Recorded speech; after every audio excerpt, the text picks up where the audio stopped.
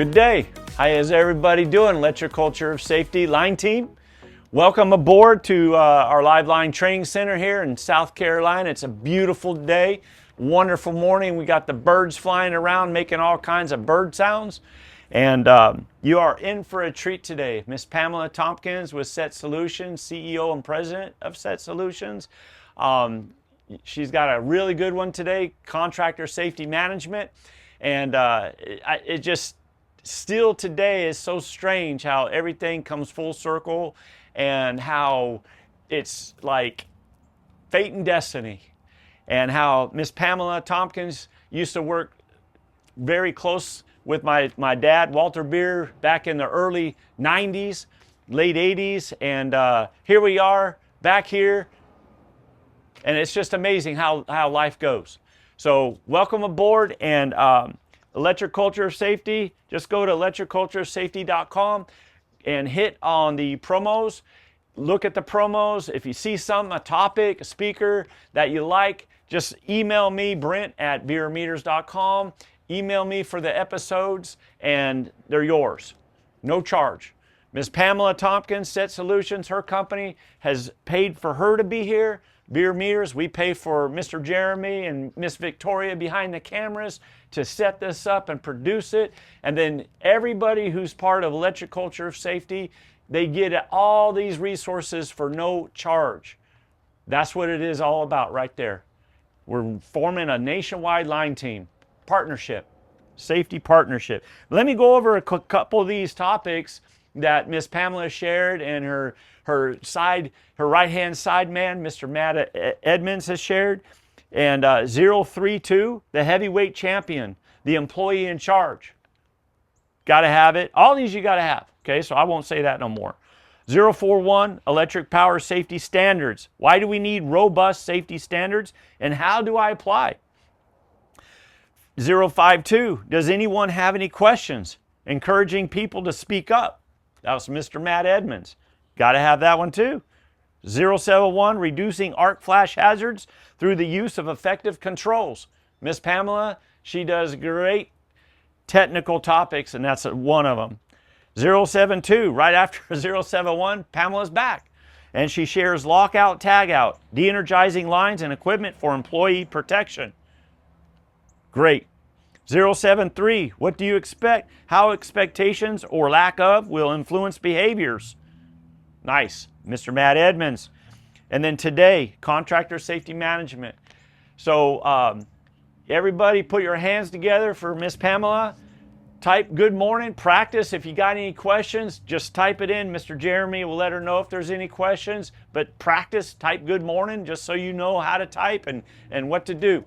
But Ms. Pam, tell us about SET Solutions. What do you guys provide? What is your service? Yes. So in the world of electric power, we have three different areas. We do assessments, we do consulting work, and consulting work is anything from helping write procedures, processes, safety manuals. I know right now I have quite a few of those going on. And the third one is training, similar to what we're doing here. And we have a lot of training offerings that we have. Yeah. So I guarantee you all, I contact Miss Pamela from time to time.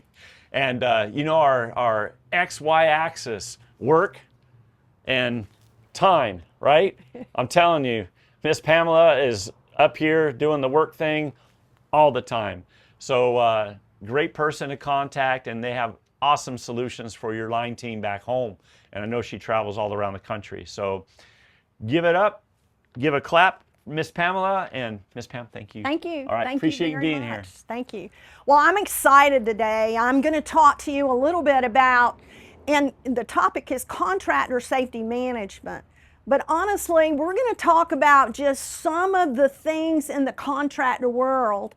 And I don't want you to get stuck if you're a contractor out there and say, well, this is not for me. Because even in the contract world, you still have a lot of these issues that we're going to be talking about today. A contractor or a subcontractor that's working under a contractor. So I've got a lot of things to discuss today. And what I really want to kind of break down is two very basic areas. I want to start out by talking about just some OSHA stuff, and I want to talk about this information transfer requirements, and hopefully I'm going to give you some really good information and background on information transfer. And then I've got a few slides at the very end. If you're in the contract world, then what should you have? What should you bring to the table as a standard? So we're going to look at that at the very end. So I love this slide. I put this slide together several years ago because what it does is it really talks about all the people that we have working in our industry right now. We have a massive amount of contract work going on and will for years to come to rebuild our infrastructures. So when you think about workers, you have worker safety, you have all these folks that are working within the industry. We have people that work within the utility, we have contractors that work, we have subcontractors that are working under these contracts, and we're all working together, hopefully in harmony. To me, this is a very important piece to think about. I go out on a work site and I have multiple organizations that have folks that may not have the same rules, the same way that they work, the same training, but now they're all in there working together. So I'm going to talk through what that kind of looks like. Let's just start out with some basics. And I like to say the basics because honestly, when you think about OSHA, OSHA is an employer-employee relationship. And normally OSHA doesn't get into folks that are not employer-employee relations. But in two different areas in the electric power world, we're going to see this, where even in the OSHA standard, they're going to be talking about, all right, you've got other people out there working, and you've got to do things to ensure that they have a safe work environment. The very first one is the multi-employer citation policy. If you're not familiar with that, you'll find that over in the construction standards, and it's for all construction-based work. And electric power construction-based work falls into that. So you may want to spend some time thinking about that. But the one we're going to really spend time today talking about is the information transfer requirements. So honestly, this happened in 2014, so that's 11 years ago or so. And in 2014, OSHA took a major stand in the electric power industry and really started bringing contractors, and what we're going to find out is utilities or host employers together to work in that harmony within those work sites. So let's think about this. I ask this question all the time, like, in this world, why would OSHA actually adopt these types of standards? Because, once again, OSHA is an employer-employer relationship. Well, I'll tell you, being in the industry as long as I have sat in many meetings where the utility that I was working for, we would say, yes, we want to hire a contractor. And the primary purpose for that is because, number one, maybe we didn't have the training, we didn't have the equipment to perform the job task, or, and I'll tell you this, maybe the job had hazards that the risk was too high for our employees to handle. So I'll tell you, OSHA, I think, stepped in and said, hey, if things are too high, your hazards are too high, the risks are too high for you as an employer, then they're going to be too high for your contractors also. And you've got to build a system that's going to be safe. So I love that this came about in 2014. Honestly, there are many people in our industry, even in today's world, that still have not got the good information and are maybe not doing to the best of their ability to kind of follow some of these things. So hopefully I'll put it out there for you. If you have any questions, please feel free to reach out to me and I'll do my best to help you with this. Information transfer. Okay, well, when we think about it, what is information transfer? Well, really, it's just a method of sharing information. I want to make sure that I'm clear with this. It's just not a one-sided communication piece that's required. It's communication between the host or the utility and communication between the contractor back to that host or that utility. So it is a two-way communication strategy that's required. Now, I've got a few questions and I'm hoping that I'll be able to answer all that in this presentation. My first one that I always ask, like, when is information required to be shared? And so I went ahead and put this information up there for you. Let's make sure we tie this one down because this one's very important. When a contract employer or a subcontractor is working in what I call a covered process. Now, folks ask me all the time, well, what is a covered process? A covered process connects back to the word electric power system hazards. So if you're hiring a contractor or you've got mutual aid under a contract where folks are coming in and they have electric power system hazards involved in the work process they're doing, it will connect the dots here. That's when information is required to be shared. I've got a couple pictures here. Let's talk about this covered work. Let's make sure we tie that down. Electric power system hazards. Now, there are a lot of hazards on a power site. Lots of things that you're dealing with. I want to specifically talk about two of the major electric power system hazards you're going to see.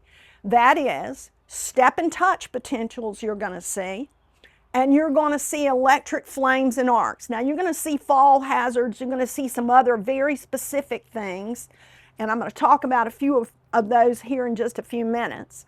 But these are the major areas. If you're going to hire somebody, they're going to be on a job site that have any of these things. That's when we're going to connect the dots. That's when it's shared.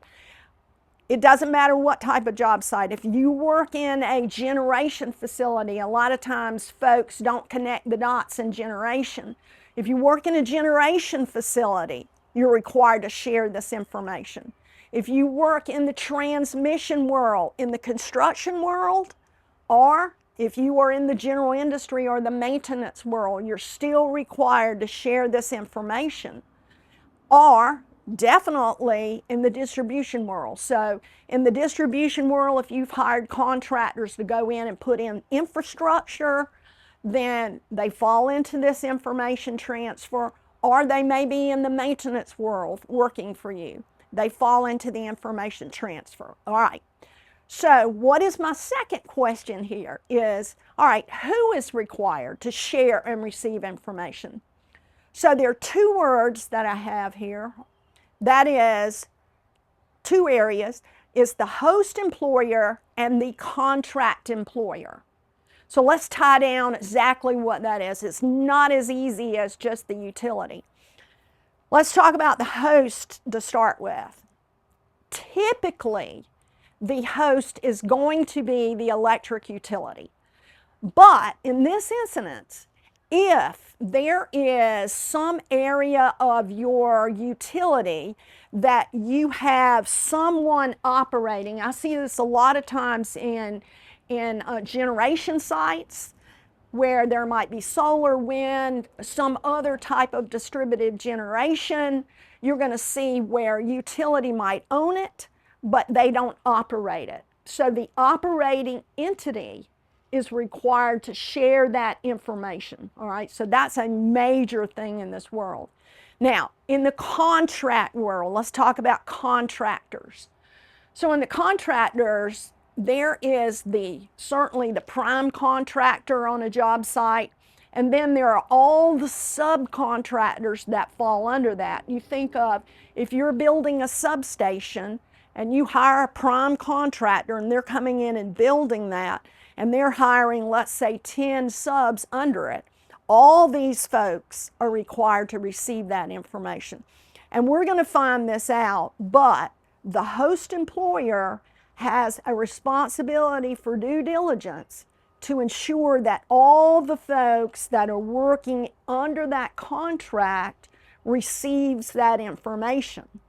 Also, I want to make sure I throw this out. In the mutual aid world, if it is a contractual agreement, all that information falls under that also. Okay, now let's talk about the next question that I get a lot of times. Okay, well, how do I have to share this information? What does that have to look like? Honestly, there are a multitude of ways that you can. So the only thing that we have that directs us as far as OSHA is concerned in the regulatory world is an appropriate method. Now, I've got a couple things that I'm going to connect with us because appropriate method can be different for different organizations. I think the method, though, at the end of the day, has to ensure that it gets to the folks in the field. Right? So whatever method you have, and I've got a list of different types of methods here, all the way from just an email, a bid package, and I would caution you on the bid package because in the bid package world, you have a bid package that's got a lot of information. A lot of times that may not get to your field workers. So at the end of the day, appropriate method has to ensure that it gets to the folks that are in the field and that they understand what they're to do and they have the tools, the equipment to be able to do it. So if you go out and you see a contractor that you gave information to and they're not working like with grounds, I always go back to this one's an easy one. So your temporary protective grounds, you need a 4-aught temporary protective ground in a substation, and your people that are working, your contractors, are using a 2-aught. Then you've got a breakdown in communication, and you know that the folks in the field did not get the information that they needed to be able to safely perform their work. And keep in mind, this whole process is not about making life miserable for anybody. It's giving information to the folks that are working that need that information to perform their work safely. All right. Now, let's talk about that contract employer, because a lot of times, and I mentioned this with the bid packages, but a lot of times there'll be a pre-bid meeting. There'll be, once the bid is letted, then the contractor will send somebody, they'll get all the information, and a lot of times they will not get that to the person in the field. Honestly, it's actually even in the OSHA law that says the contractor is required to take the information that they have received and give it to the folks that need it out in the field. So believe it or not, that's actually in the law. Now, what information is required to be shared? And honestly, it's a lot of information. Some of the information utilities or hosts have been supplying for years.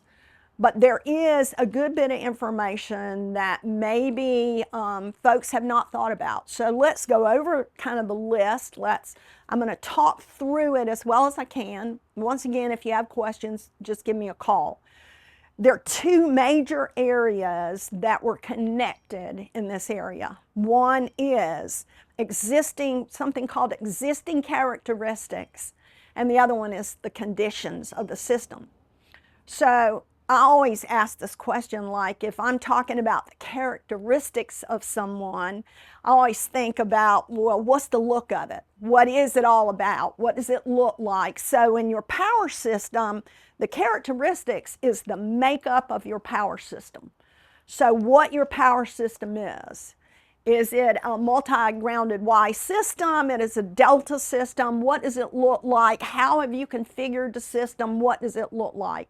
Because someone that's not worked on your system, or they may have worked on your system at some point, they've got to have that information to perform their work safely. And then the second piece here is the condition of the system. You own the system and you have information about what kind of condition that system is in, and you've got to give that information to those contractors or under that mutual aid agreement. All right, I'm going to break it down a little bit more for you here. So your host employer, they are in the characteristics side of the house, the system characteristics, the look, the makeup of the system. They can't give it to somebody and say, I don't have that information.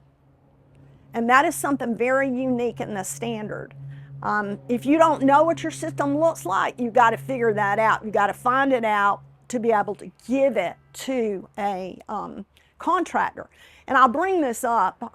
Several years back, there was a utility, unfortunately, that had a small generation site, and it was an old hydro.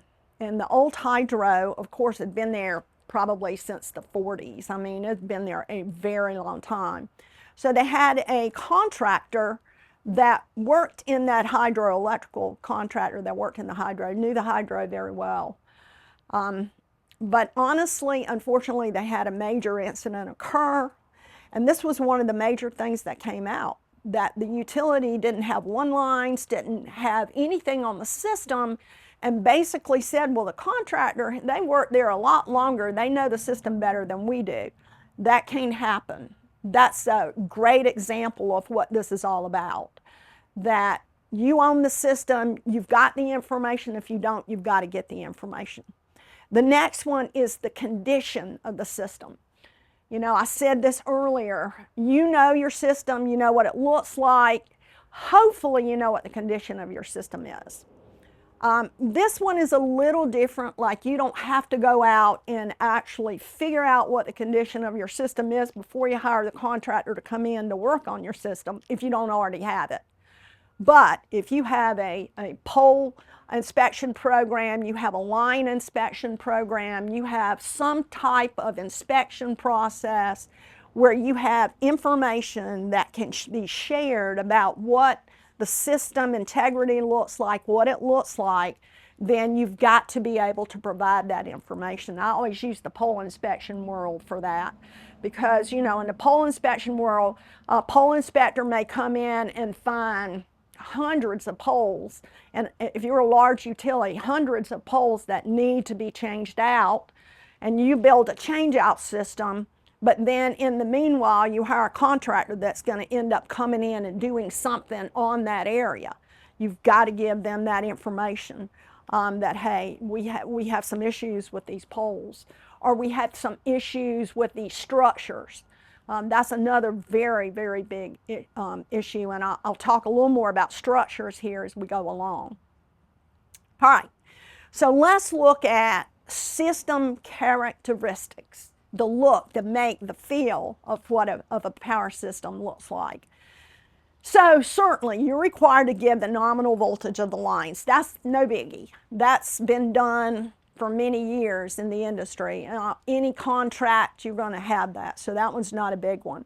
But let's talk about some of the other ones.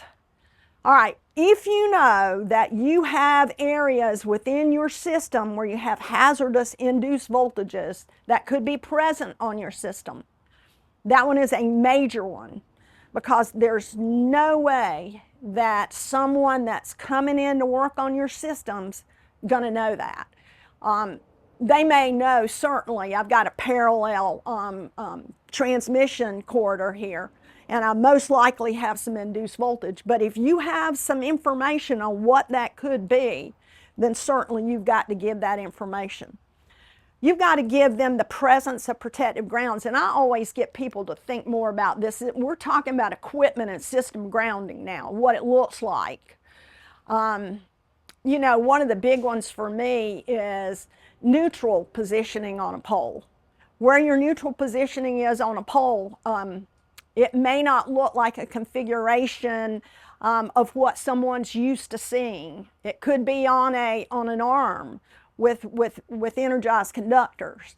You've got to give that information so that people can safely work around it, or your neutral might be on the top, or you may not have, you may have a delta system.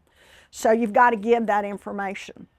The location of circuits and equipments, including supply communication. What a big one in today's world, because fiber's being hung in the power space. Anything that you have, and for instance, if your utility owns the fiber, like where it's hung, what it looks like, if they don't own the fiber but you have some type of agreements with folks, you've got to just give them information about it. And then I have a really big one, and I've got it highlighted here on my slide, is anything else that the contractor is going to ask you about. The contractor hopefully will have questions and need more information about those characteristics of the system to be able to have their people in the field safely perform this work. And then the last one here, I say the last one, it's a lot more, but things on required assessments. So let's look at what that might be. The first one that we talk about is enclosed spaces. That is an electric power system hazard. Enclosed spaces or confined spaces that folks go into on a routine basis and perform work activities. Routine is daily work activities. Those are enclosed spaces. You hire a contractor, and there's a lot of that happening in the U.S. right now. I know we have some contractors that are doing some of this work where they're having to go in for the infrastructure of these areas. You've got to be able to give them information about the size of it so that all of the things that go along with the confined space, enclosed space rules, so you'll know the size of it for ventilation, the size of it for all the things that are going on, because nobody's going to know what size this thing is. And then the second one is minimum approach distances. Because in 2014, OSHA changed the MAD laws that you've got to set your own MAD if you're a utility. You've got to be able to give that information to that contractor or in the mutual aid agreement side of the house. Now, I've put something else on the slide that talks a little bit about transient overvoltages. In the transient overvoltage world, you know, we have some large utilities that basically do not want to give the minimum approach distance on their transmission structures. You can give your transient overvoltage study in lieu of the minimum approach distance. All right. Now, other things like electric arcs. So, although folks that work in our industry, they know the areas where there's potential for electric arcs to happen. But because an employer is required to assess the areas and give information, then you've got to give that information, because looking at a underground pad mounted equipment, single phase, three phase, whatever it is, there's no way that a contractor will know what amount of incident energy could be at that location. So you've got to give the information. You can either give the incident energy analysis, or you can give, you know, what clothing you're actually requiring to wear in certain areas within your service territory. So that one is a major one. And then, you know, we think about these devices, whether or not they're designed to open and close under loading conditions. There's a lot of questions that come along with that in our industry, and it's important that you give information about these things if you have that. Now, the other thing is, if you've got anything within your area, known sources of backfeed, where you might have something that, honestly, you may have hired a contractor and they may have been working on a system, and then all of a sudden, either this is talking backfeed, but you've reconfigured the process. You've just got to give them information on a regular basis so that they'll be able to work on the system safely. You've got to give them information about known sources of hazardous energy. You know, do you have any capacitors out on your system? Where are they located? Are they going to be within this service area? Are you working in a substation and you have capacitors? The last one on this particular slide is talking about protective grounds, and that's your temporary protective grounds. There is no way, I mentioned this earlier, that a contractor is going to know what size grounds because it is based on available temporary incident, can't get it out today, current carrying, fault current. So maximum fault current in the area. I'm brain dead. So yeah, so maximum fault current, and there's no way that a contractor will ever know that. So you've got to either give them that information or you can give them the size of those temporary protective grounds that they need. Now, also, whether there is a possibility of hazardous transfer if a fault occurs. And then the next one talks about overhead structures, and you can read that. This is a major area right now in our world because fall arrest systems. Is there something that you have on your system? If you put a fall arrest on it, is the member too small to be able to substantiate a fall if that fall arrest system deploys? So you've got to be able to give them information. I've given a pretty good picture here to show you maybe some old structures. There's some very old lattice structures that are out in our world, and honestly, there are a lot of them left, that the members are so small that a fall arrest system, I mean, it's catastrophically would crumble and somebody would come down. So you've got to give them information on that. You've got to give them information on the protective grounds, and that is all about this, the condition of them. So in our industry, if you've been in the industry for any time period whatsoever, you know we've had a lot of copper theft over the years. It's gotten a lot better because of rules and regulations that don't allow, you know, selling of copper as easily as before. But I still talk with clients that are still having copper theft. So that's a major thing. You've got an area where you have a lot of copper theft that has happened in your protective grounding system, then you've got to give that information to the contractor. The known condition of poles, I mentioned that one earlier. Do you know, have you had a pole inspection program and you know what those poles look like? And then the last one is the environmental conditions. When you move across this great United States that we have so many different types of environmental things. And you know, if you're in a mutual aid world, let's say that I'm in South Carolina, if you come to see us in the coastal areas, we have some things that you might not be familiar with. Alligators, I always say wild hogs too, because that one is a really big one in our area. But we have things called fire ants. Now, a lot of folks have that, but you get out into the Midwest, and let's say, for instance, if our folks went to the Midwest, they're definitely not used to the wind that's happening out there and not working under those conditions. So you move across the United States, if you are moving around and going into an area that you know you've never been in before, it's going to be important that somebody give you more information about what are you going to experience, what's it going to look like, what are the environmental conditions.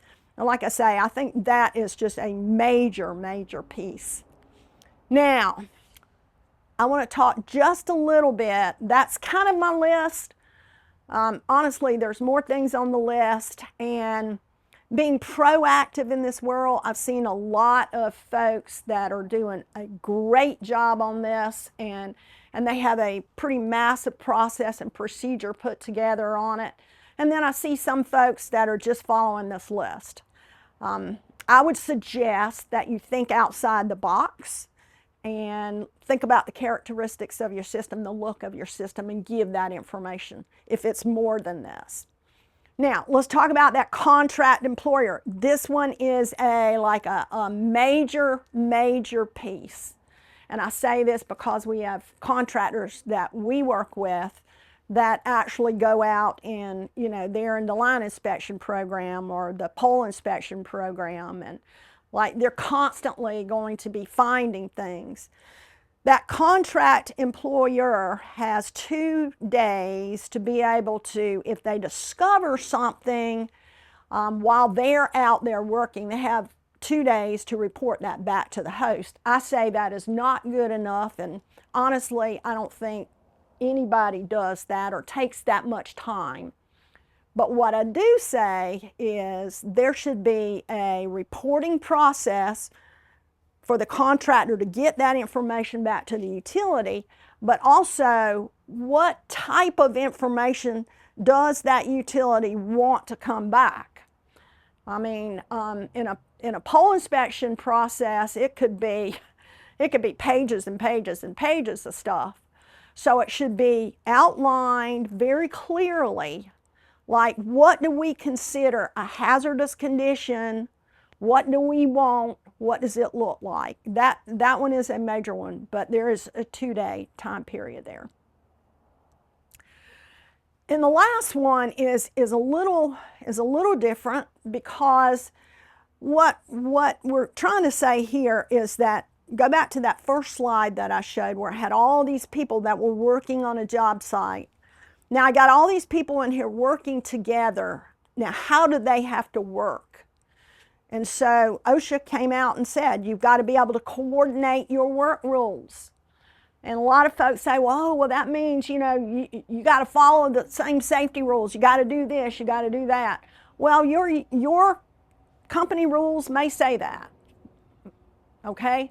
But what this is basically saying is when folks are working together and they are caught in a situation where what one person does could affect the other person, then they've got to coordinate. And that to me is the lockout, tag out, switching and tagging world. When folks come in and they're starting to bring power systems back up, those are all coordinating among themselves, and it is extremely important that people are working in coordination, in sync together, that one group isn't doing one thing and one group is doing the other, so that we're all working as a team together, and that we're working forward to actually have a safe work site for everybody. So when we talk about coordination, that is the biggest one, and I always tell folks that's the biggest one.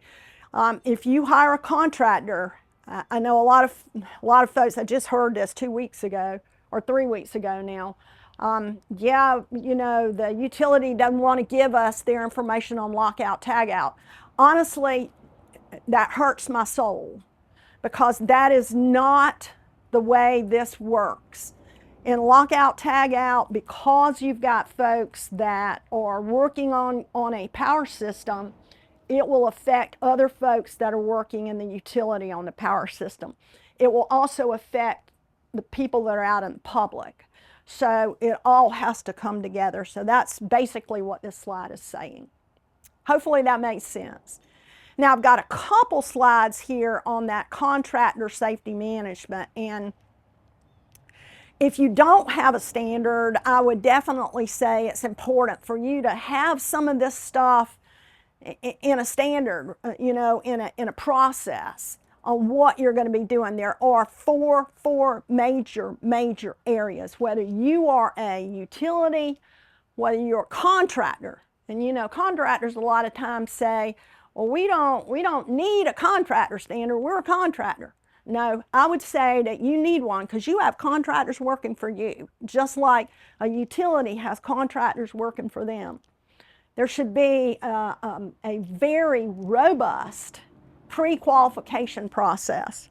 A pre-qualification process would look well beyond lagging indicators. Lagging indicators, OSHA rates, recordables. That doesn't give you a lot of information. There should be contract terms, and a lot of times I see people that say, yeah, our attorney draws that up. is well beyond that, because there are different contracts that you will have that have a lot higher risk, and you're going to need to address that risk-based process. And then the next one is, what is the contractor going to do to ensure that they are doing what they tell you they're going to do? What kind of oversight requirements are they telling you that they have? Whether you're a host, a utility, or a contractor.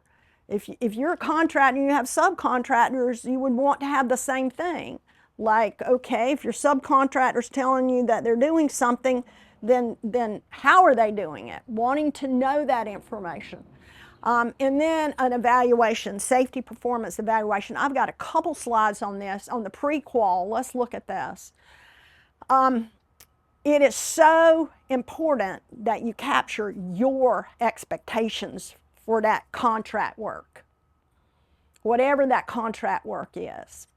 That lagging indicator, you know, certainly I think it's something that you're going to gather, but what are they doing from a leading indicator standpoint? And a leading indicator is all the things they're doing proactively to take all this information you've given them and to make it work out in the field. So, you know, leading indicators are extremely important. There are a long list of leading indicators. I was just podcasting yesterday talking about leading indicators. I think that they're very important. They bring a lot to the table, okay? And then ensure that you're including, like, your prime contractors, and if you're a utility, your subcontractors in this whole pre-qual thing. You know, your prime contractor, if you're a utility and you're hiring a prime contractor, like, how are they going to pre-qual what's actually happening with your subcontractors, having that information. Contract terms, I mentioned that it's more than just an attorney putting together the terms of what the contract's going to look like, because in reality, in our world, we are going to actually look at the contract and we're going to make sure that the contract's being followed. So we got to know we got a good, strong contract, right? Certainly you want to know that, and I see this a lot of times in contract, just follow the OSHA rules. Well, you know, OSHA rules not going to keep people safe. We got to be beyond that. So that's why we've got to get into this risk assessment, thinking about those types of contracts. You have a contractor that's going to be reconductoring for you. They have a much higher risk level in the electric power system hazard world than somebody that's doing de-energized work.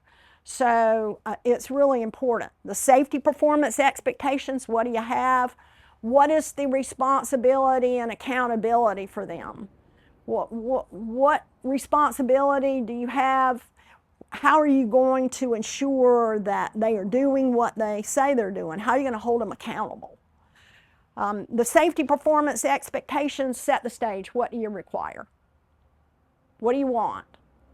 What does it look like?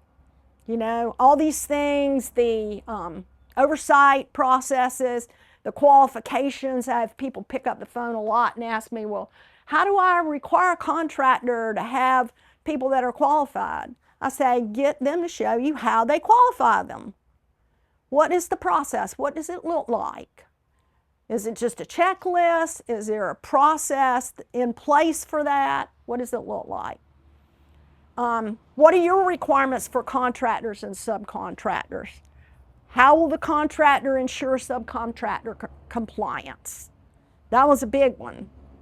How often does the contractor actually visit their own job sites to see if what they're saying to the utility is actually working and it's working like it's supposed to? That's a major area.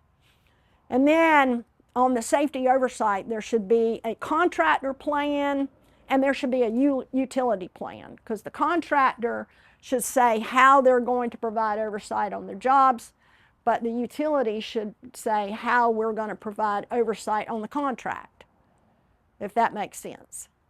All right, and then the last one here, safety performance evaluation.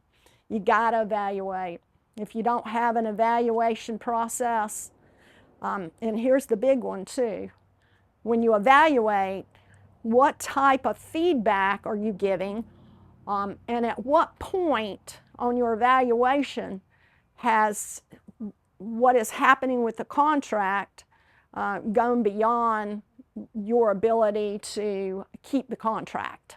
That's the big one, because a lot of times folks say, well, hey, you know, this has happened 2 or 3 times. Well, how much do you want to stand? Already have that in your subcontract or your contractor safety management standard, what it's going to look like if someone's not following the standard. Safety performance evaluation, certainly all these things, I call them key performance indicators. Up front, have key performance indicators, know what that's going to look like and what those triggers are going to be, just like what I talked about. And that is a lot of information I know I gave you today. So I thank you for hanging in there with me. It's pretty technical, but at any point, if you have any questions, please feel free to give me a call and I'll do my best to help you. And I thank you very much for the time today.